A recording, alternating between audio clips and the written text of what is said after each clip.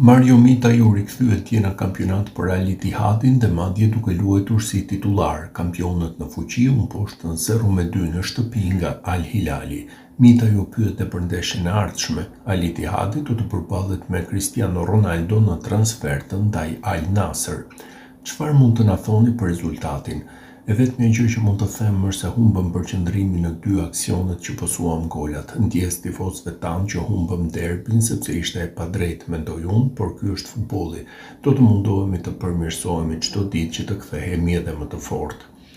Çfarë ju nevojitet për të shënuar? Thjesht duhet të jemi më shumë agresiv në mënyrën si përfundojmë aksionet, këtë mendoj. Diçka para ndeshjes me Al Nassr?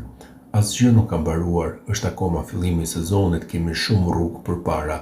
Duhet të jemi të fokusuar, të bashkuar dhe asgjë tjetër.